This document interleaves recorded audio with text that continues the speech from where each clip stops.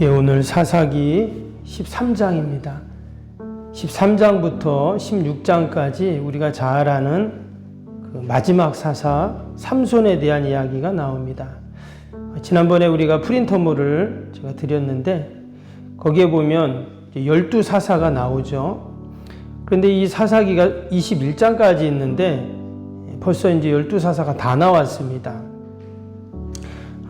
지난번에 나눠드린 도표 있으시면 한번 보시면 첫 번째 사사가 누구였죠? 온니엘이었습니다.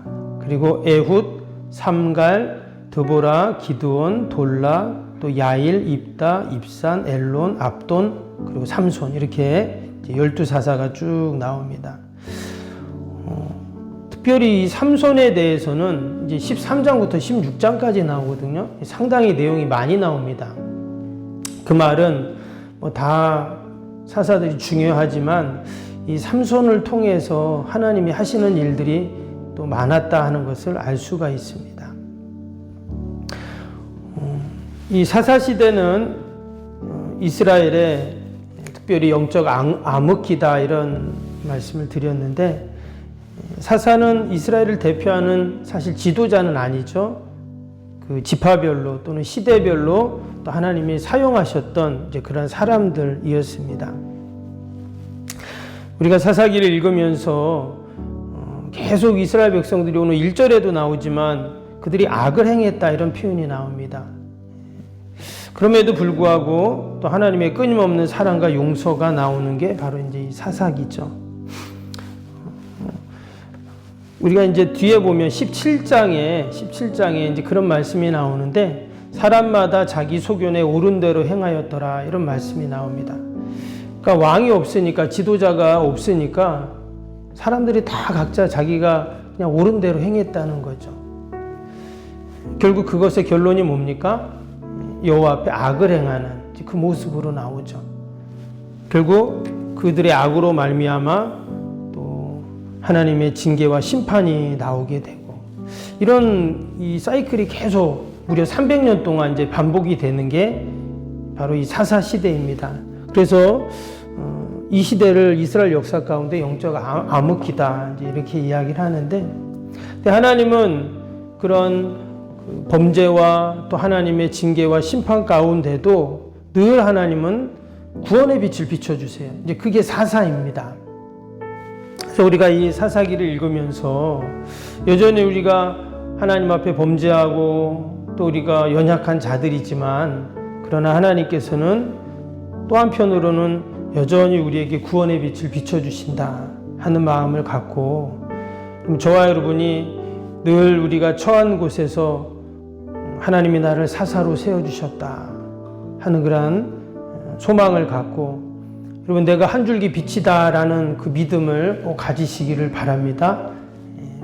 내가 기도할 때, 내가 하나님 앞에 믿음으로 설 때 하나님이 나를 사사로 세워주셨으니까 내가 그러한 사명을 감당한다 하는 마음으로 여러분 내가 한 줄기 빛이 꼭 될 수 있기를 축복합니다. 오늘 삼손에 대한 이야기를 시작하면서 그 부모님에 대한 말을 합니다. 근데 마치 삼손의 부모님이 어떤 사람일까요? 말씀드린 것처럼 한 줄기 빛과 같은 그런 사람들이었어요. 오늘 1절을 다시 한번 보시면 1절에 뭐라고 시작됩니까? 이스라엘 자손이 다시 여호와의 목전에 악을 행하였으므로 여호와께서 그들을 40년 동안 블레셋 사람의 손에 넘겨주시니라 그랬죠. 여호와 앞에 또다시 그들이 목전에서 악을 행했다 그랬어요. 그래서 무려 40년 동안 이 블레셋은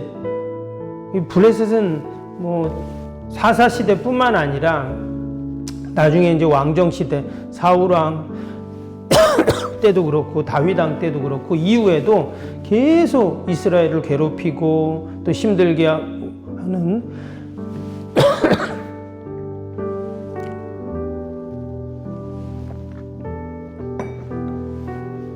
그런 나라인데 그럼 말이 그렇지 40년 동안 그 블레셋이 이스라엘을 통치했다고 하면 어땠을까요? 그 사람 너무나 비참했겠죠. 말 그대로 지금 이스라엘은 암흑기와 같은 그러한 지금 상황입니다. 그럴 때 하나님께서 이 삼손이라는 사사를 세우는데, 근데 먼저 오늘은 13장에는 그의 부모님에 대한 이야기가 지금 나오고 있어요. 우리가 삼손에 대해서 잘 알고 있죠.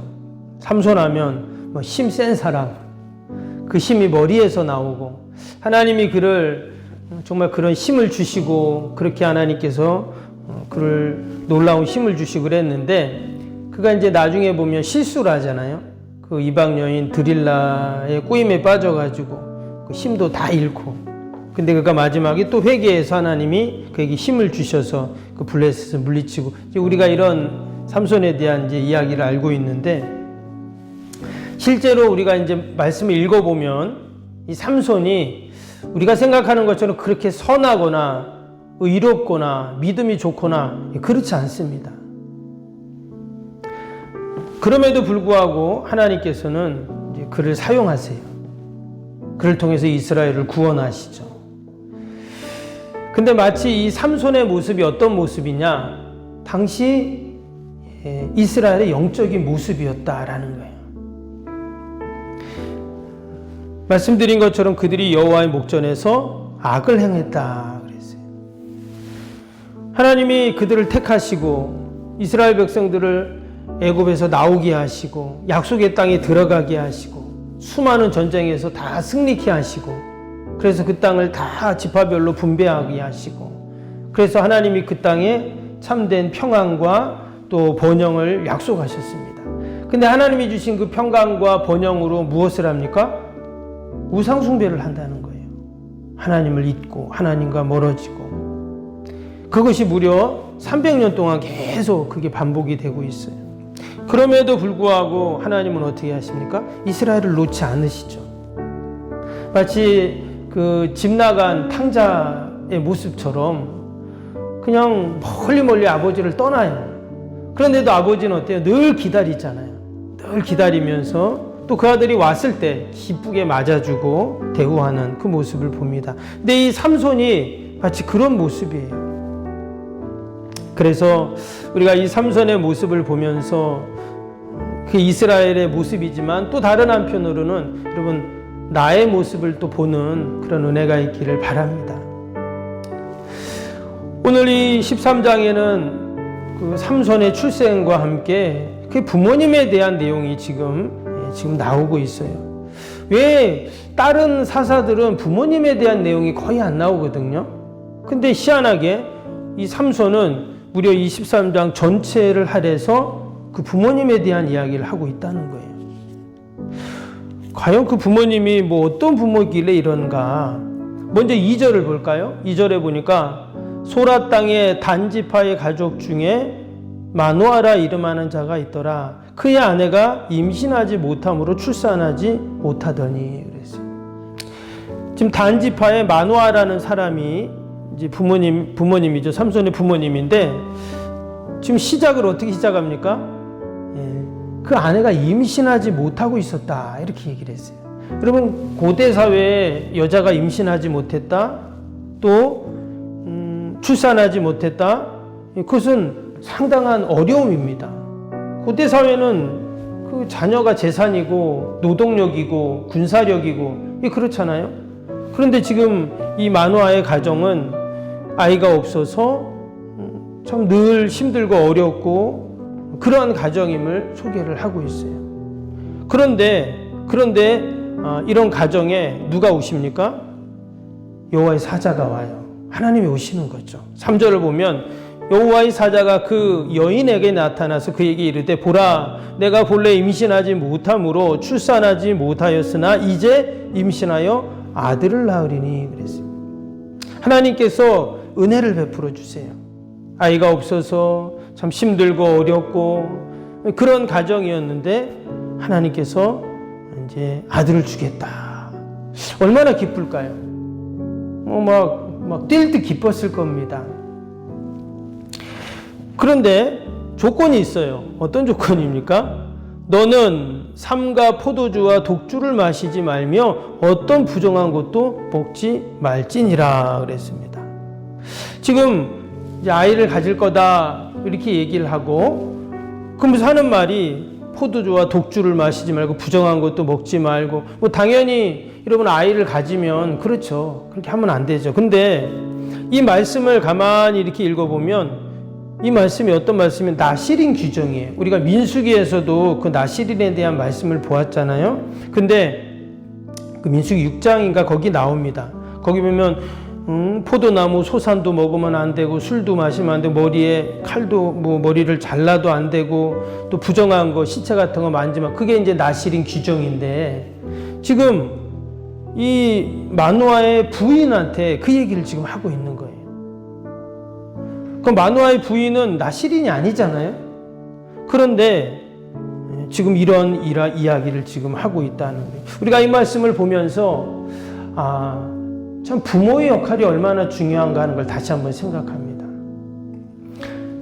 나중에 이제 이 삼손은 나실인이 되죠. 이유로 보면 하나님께서 그 아이를 이제 나실인으로 바쳐지라. 밑에 5절에 나와요. 5절 보실까요? 보라, 내가 임신하여 아들을 낳으리니 그의 머리 위에 삭도를 대지 말라. 아이는 태에서 나옴으로부터 하나님께 바쳐진 나실인이 됨이라.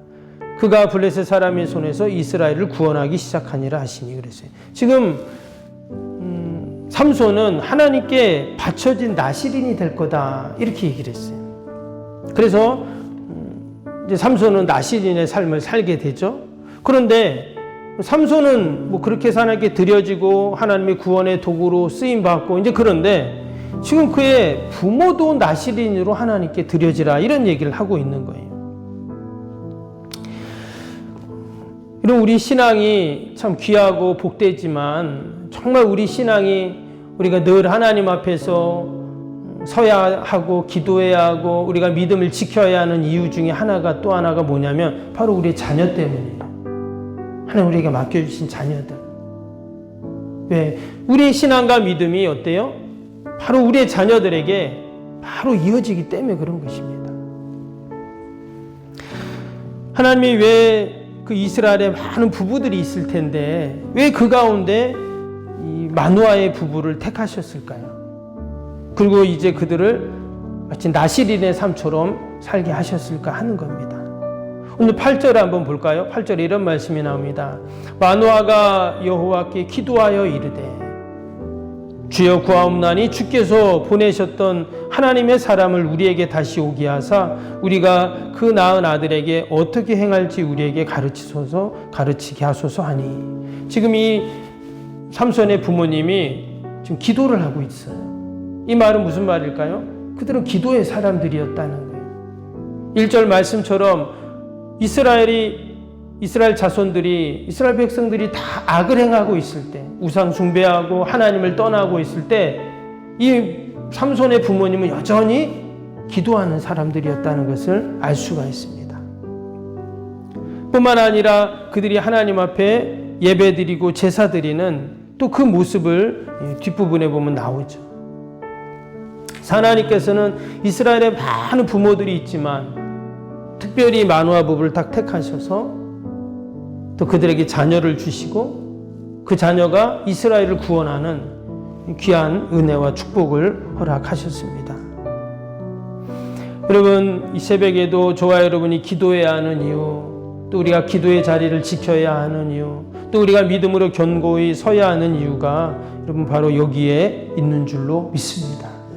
내가 기도할 때 하나님 우리의 자녀들을 사용하시고 복되게 하시고, 오늘 그 말씀이 나오죠. 그 말씀 뒤에 24절 볼까요? 그 여인이 아들을 낳음에 그의 이름을 삼손이라 하니라. 그 아이가 자라매 여호와께서 그에게 복을 주시더니 했어요. 하나님이 삼손에게 복을 주셨어요. 삼손이 뭘 잘해서 뭐 또 하나님께 이쁜 짓을 해서 그게 아니었어요. 전적 누구 때문이죠? 그의 부모 때문이었어요. 부모가 기도하고 늘 하나님 앞에 예배의 자리에 서고 또 그가 나실인처럼 그렇게 하나님께 드려지는 삶을 사니까 하나님이 그의 자녀에게 복을 주셨다. 그래서 삼손은 시작할 때부터 어떻게 해요? 복 받고 시작한 그런 자녀가 되었어요. 오늘도 저와 여러분이 마누아 부부처럼 함께 기도하고 믿음으로 나아갈 때 하나님께서 우리의 자녀를 복되게 하시고 또 저와 여러분을 통해서 하나님의 놀라운 구원의 역사들을 날마다 이루어 가실 줄로 믿습니다. 또 우리 주님 주신 말씀 생각하면서 또 우리 월요일 기도 함께 하겠습니다. 월요일 기도입니다. 기도와 헌신을 통해 보이지 않는 영적 성전 건축이 먼저 이루어지게 하옵소서. 아멘. 모든 성도들이 믿음의 눈을 열어 하나님의 새 역사를 바라보게 하옵소서. 아멘. 성전을 봉헌하기까지 성도들에게 흔들리지 않는 반석 같은 믿음을 주옵소서. 아멘. 이웃사랑, 섬김, 세계 선교가 한치 흐트러짐 없이 이루어지게 하옵소서. 아멘. 새로운 공간이 다음 세대와 모든 열방을 구원하는 축복의 통로가 되게 하옵소서. 아멘. 교회 건축이 고통당하는 자들의 치유와 회복의 성산으로 쓰임받게 하옵소서. 아멘. 온 성도들이 주님의 거룩한 비전에 하나 되고 소명을 따라 헌신하게 하옵소서. 아멘. 각자의 형편은 다르지만 주님께 빚진 자의 마음으로 동일한 헌신을 하게 하옵소서. 아멘. 성도들이 물질을 드릴 때마다 세상이 줄 수 없는 감격과 기쁨을 누리게 하옵소서. 아멘. 성도들이 땅의 기름진 복을 받아 약속한 모든 헌신을 넉넉히 감당하게 하옵소서. 아멘.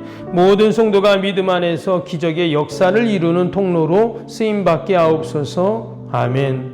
사랑으로 하나 되어 주님의 몸된 교회를 더욱 잘 세워나가게 하옵소서. 아멘. 주님의 피로 사신 교회를 더욱 사랑하게 하시고 서로를 돌아보게 하옵소서. 아멘. 성전 건축이 진행되는 동안 더욱 견고한 사랑의 공동체가 되게 하옵소서. 아멘. 공동체를 위협하는 어떤 역경과 도전에도 사랑과 믿음으로 승리하게 하옵소서. 아멘. 예수님의 이름으로 기도합니다. 아멘.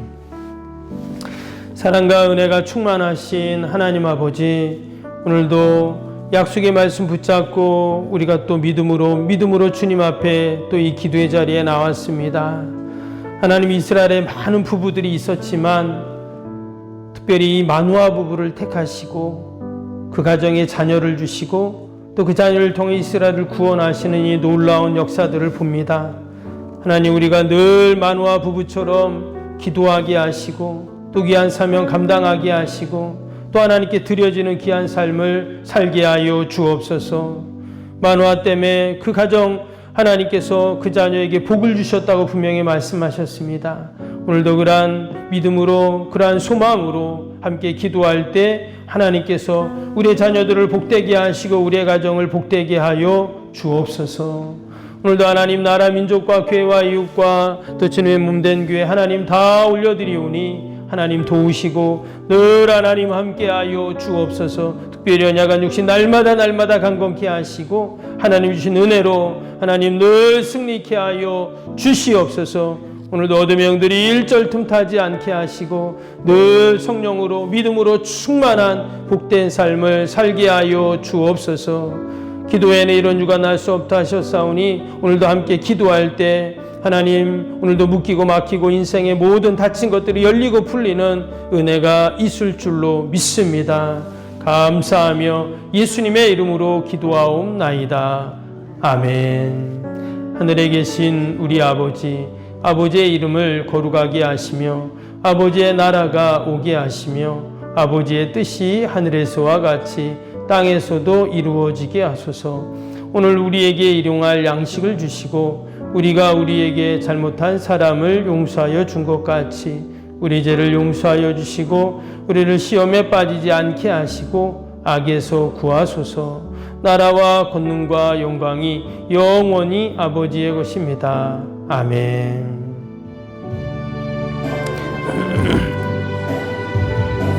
사랑과 은혜가 충만하신 하나님 아버지,